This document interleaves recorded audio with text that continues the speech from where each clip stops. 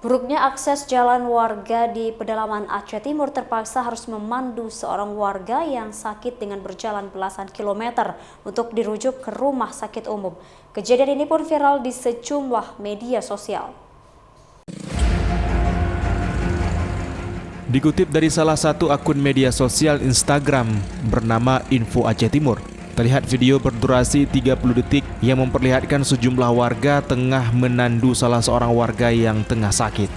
Dalam postingan akun Instagram tersebut menuliskan jika kejadian yang ada di dalam video itu terjadi di salah satu desa yang ada di Kecamatan Simpang Jernih, Kabupaten Aceh Timur, di mana kejadian yang begitu miris ini terjadi lantaran buruknya akses jalan di kawasan tersebut yang tidak dapat dilalui oleh kendaraan baik roda 2 maupun roda 4. Akibat kejadian tersebut, video yang memperlihatkan sejumlah warga menandu seorang warga yang tengah sakit ini pun mendapat reaksi dari sejumlah netizen. Salah satunya akun yang bernama @xiao_gaa, di mana dirinya mengatakan jika kalau untuk urusan infrastruktur Aceh Timur nggak tahu harus menggunakan bahasa mana lagi.